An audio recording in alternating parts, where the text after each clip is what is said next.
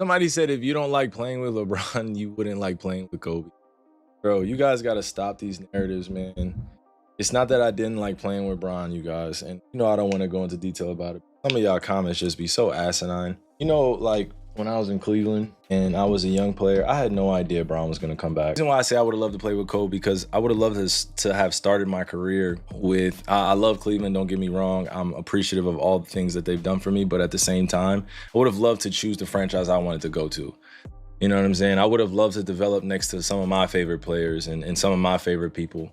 Because being a young player, when you're on a team that's not winning a lot of games, there's a lot of bad habits that form. And that's what ended up happening to me when I was very young. I had a lot of bad habits. I was not a winner. I was not a loser. Kyrie Irving just dropped a sentence that could shake one of the biggest legacies in basketball. And what makes it crazy is that he did it during a random live stream with no press conference, no planned interview, just straight truth dropped on camera while the internet watched. Social media went wild instantly. LeBron supporters jumped into full defense mode, and comment sections turned into virtual battle zones because people suddenly remembered Kyrie isn't just some former teammate. He's someone with real memories, real stories, and a front-row view of what went down behind closed doors in Cleveland. And now, he sounds ready to finally open up. The wildest part is that Kyrie didn't look angry or emotional when he said it. He stared calmly into the camera with this cold, confident energy and delivered a line that sent shockwaves through basketball group chats all over the world. He told viewers that once he retires, the real story about his time with LeBron is coming out. And when he followed it with "Trust me," it felt like someone who has been holding serious weight for years and is finally done keeping quiet. That didn't feel like casual talk. It felt like a promise. And judging by how fast fans started panicking in the comments, they understood exactly how big this could be. So now it's time to look deeper into what Kyrie has been holding on to, because the more you examine his Cleveland run, the more complicated everything starts to look. And it didn't start with LeBron's return at all. A lot of people forget that Kyrie never wanted to be in Cleveland from the beginning, and that's not disrespect. That's just real life. When he was drafted #1 in 2011, he didn't get a choice in where he played. The league picked the destination, and he ended up on a franchise still trying to recover after LeBron left for Miami. Kyrie was this insanely skilled young guard with unreal handles and highlight potential, but he got stuck leading a roster without real direction, structure, or long-term vision, and he was carrying that situation from the moment he arrived. Night after night, Kyrie was out there trying to drag a struggling team toward wins that barely meant anything, and he was doing it while carrying the entire load on his back. This is where things get interesting, because Kyrie later admitted that those early losing seasons forced him to build habits he never wanted. He started playing a more selfish style because there was simply nobody else who could put the ball in the basket consistently. He didn't turn into a one-man show because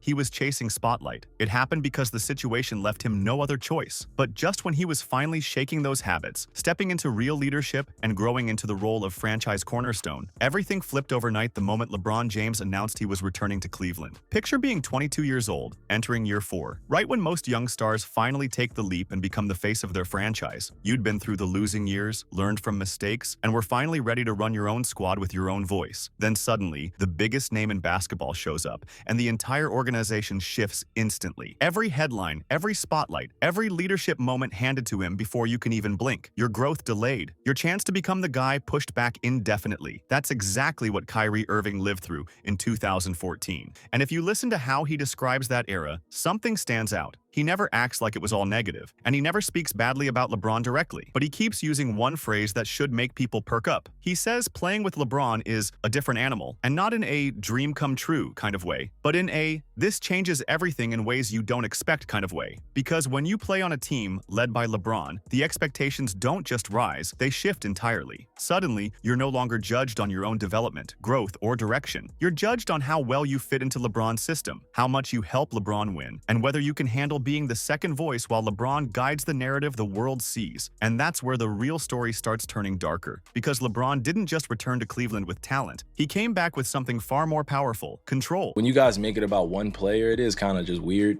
You know what I'm saying? Like, it's not just one player that you have to promote. Like, we had like solid players on our team. When you're playing with somebody like Bron or somebody that you guys like to compare him to, it's a different animal. It's a different journey. You know what I'm saying? Like, you're automatically expected to be at the top of the charts, the top of the league. Every time you play with Bron, it's going to be a lot of media attention. It's going to be a lot of back and forth of narratives. It's going to be about a lot of spun narratives. It's going to be a lot of politics. It's going to be a lot of shit that a lot of people don't see in front of the camera.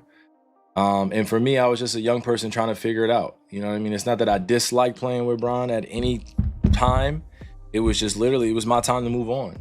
And that's what people got to accept. They want a deeper, detailed dive in terms of what happened. It's like, it was my time to move on. Let's talk about Pat Riley for a moment, because this detail changes how the whole story looks once you understand it. Before LeBron went to Miami, he was incredibly talented but not fully sharpened yet. He could get visibly emotional on the sidelines, crack under heavy pressure.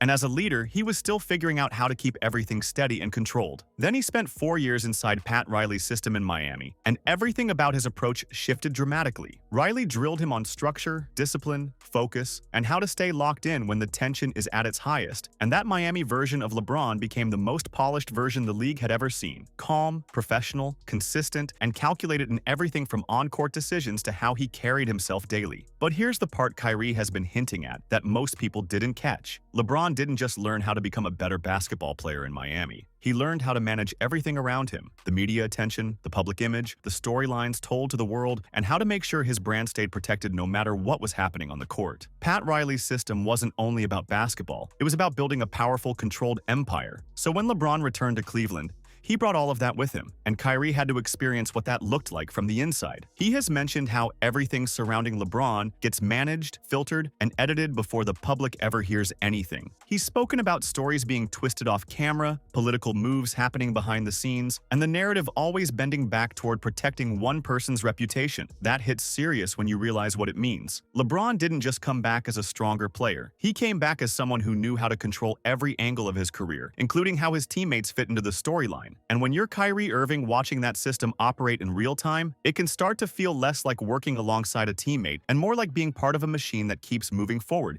even if people around it get pushed aside. Then came the moment that was supposed to change everything forever. Game 7 of the 2016 NBA Finals. Kyrie Irving, only 24 years old, steps back over Stephen Curry with 53 seconds left and hits one of the coldest and most clutch shots in the history of the sport. That shot didn't just go in. It cracked a 50-year drought and delivered Cleveland its first championship in over half a century. The entire city erupted, the arena exploded in celebration, and Kyrie had just dropped the dagger that ended decades of heartbreak. This was the kind of moment that should define an entire career. The type of shot that gets replayed for decades as the perfect example of calm, fearless execution under pressure. But that's not how the story went. And this is where Kyrie's frustration becomes impossible to overlook. He hits the championship-winning bucket, turns on the TV afterward, and all he hears is "blocked by James" being replayed non-stop, like that was the only move that mattered. LeBron's chase-down block on Andre Iguodala ran on every highlight reel, played on endless loops, while Kyrie's game-winning three barely got airtime at all. It was like his defining moment got erased right in front of him, and then things got even tougher. LeBron goes on television and says that championship made him the greatest player of all time. Not us, not the team, just him. Kyrie averaged 27 a night in that finals series. He was clearly the second best player on the floor for the entire showdown, and he hit the shot that sealed the victory. Yet somehow the narrative instantly shifted into LeBron's story, LeBron's redemption, LeBron's journey, LeBron's legacy. Kyrie became a footnote in his own achievement, and that's the kind of experience that sticks with someone long after the parade ends. That's the moment where someone in Kyrie's position starts realizing the entire system around LeBron isn't designed to lift up the team. It's structured to protect and spotlight one person, no matter who delivered when the lights burned brightest. And then things took an even rougher turn. Fast forward to the 2017 Finals. Kyrie is dropping 29 points a game,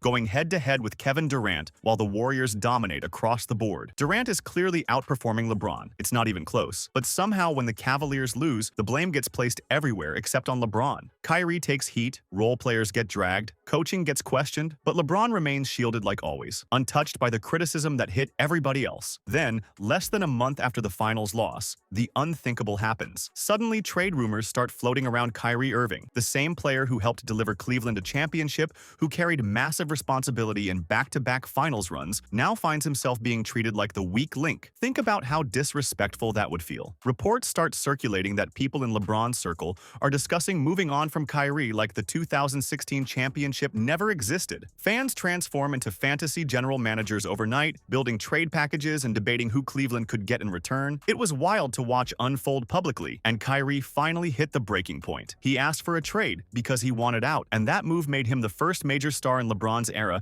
to take full control of his own path and leave on his own terms. Every other major name who played with LeBron either joined willingly or quietly faded when their value decreased. Dwayne Wade in his later years, Chris Bosh before health issues, Kevin Love when his touches shrank. None of them walked away by pure choice, but Kyrie did. He looked at the system as a whole, realized it wasn't built for him to grow into his own identity, and said, "I'm done." And LeBron's fan base never forgave that decision because it exposed something uncomfortable. The LeBron ecosystem only functions smoothly when everyone else accepts being replaceable. Kyrie refused to play that role, and the moment he stepped out, the entire illusion cracked. And that's when the character teardown really started coming for him. This wasn't normal basketball criticism. This felt personal, organized, and non-stop, like people were lining up to tear Kyrie down from every angle. They went after everything. His time in Boston, saying the younger guys didn't connect with his leadership, his injuries, talking like he was choosing to miss games just to cause issues. Even his personality, calling him weird, moody, and difficult to play with like they knew him personally. Every setback he dealt with got twisted into proof that Kyrie couldn't succeed unless LeBron was holding his hand. And it didn't matter that he was still one of the most skilled guards in the league. The narrative had already been stamped on him, and nothing he did on the floor could shake it loose. Then the pandemic hit, and things just went completely off the rails. Kyrie made a personal choice not to take the COVID vaccine,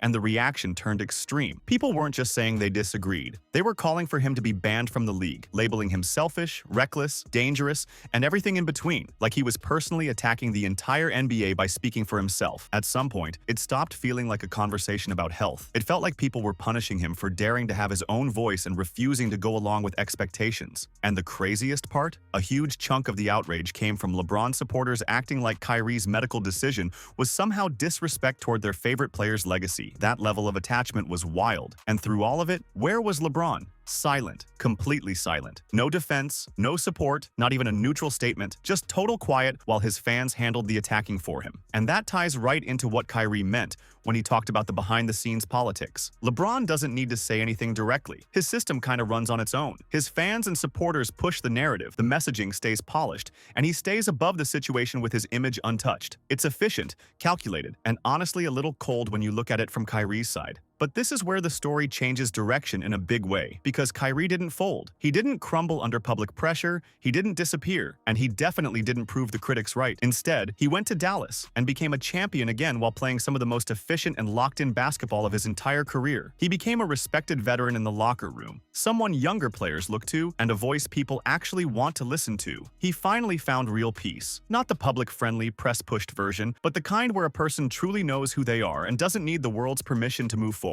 And the wildest example of how far he's come showed up when Luka Doncic was traded to the Lakers. Kyrie's confidence didn't budge for a second. He stayed focused, kept performing, and showed everyone that the fans and analysts who swore he was impossible to build a winning team around had completely misjudged him. He turned himself into one of the most reliable players on the roster, performing with consistency and maturity. Kyrie proved that the situation was never about his talent, leadership, or ability to compete at the highest level. It was about people needing him to struggle so they could protect someone else's picture-perfect storyline. And once he stepped outside that system, the truth started showing itself in real time, right on the court where nobody could twist it. And now we're back to that live stream moment, because Kyrie wasn't done speaking after everything he's been through. The criticism, the twisting of his story, the years of staying silent while others talked for him. He looked directly into that camera and made a serious promise. "When I'm done playing, you guys will hear the real story, trust me." And the way he said it wasn't light, wasn't offhand, and definitely wasn't something dropped just to spark drama. It sounded like someone who has been carrying weight for years and is finally ready to put everything on the table. This won't be some soft interview where he avoids real questions or dances around the truth. It sounds like Kyrie plans to lay out everything that happened behind closed doors, everything the public never saw, everything that got buried under polished narratives and media framing. Then he dropped another line that went even deeper. No one could ever live in the shoes. No one could ever have anything legitimate to say about what they would have done in my position. That didn't sound like someone venting. It sounded like someone who knows things the rest of the world never heard. Someone who went through situations that would completely shift how fans look at the entire Cleveland era